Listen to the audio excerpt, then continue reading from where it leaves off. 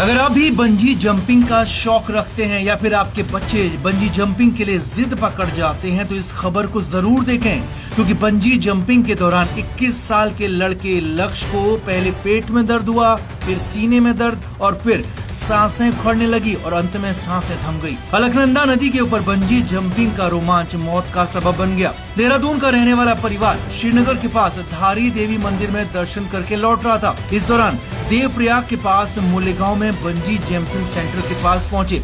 21 साल के लक्ष्य ने परिवार से बंजी जंपिंग की इच्छा जताई। परिवार ने मंजूरी दे दी तो खुशी खुशी बंजी जंपिंग करने पहुंचा। अच्छी तरह से रस्सियां बांधी गई, बेल्ट टाइट की गई ताकि सुरक्षा में कहीं कोई कमी न रहे। पूरी तरह से सुरक्षित होने के बाद बंजी जंपिंग शुरू हुई।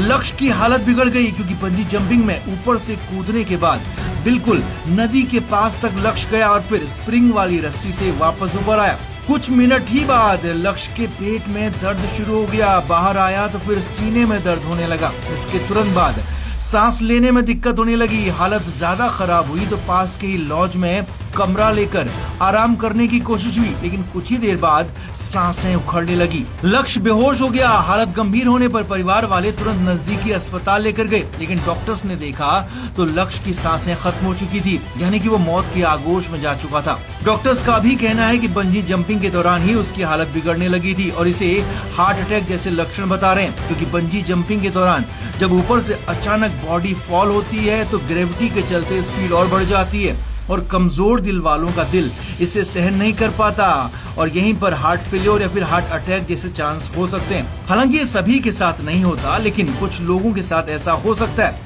और पहले भी हुआ है। लिहाजा लक्ष्य तो चला गया, लेकिन अगर आप भी बंजी जंपिंग के शौकीन हैं या फिर आपके आसपास कोई ऐसा शौक रखता है तो फिर बंजी जंपिंग में वही लोग जाएं जिनका दिल मजबूत हो, जिनको हार्ट की कोई परेशानी ना हो, क्योंकि 1 मिनट का मजा हमेशा के लिए सजा बन जाता है, जो कि यहाँ लक्ष्य के साथ हुआ। तो आप भी सतर्क रहें, सावधान रहें और सुरक्षित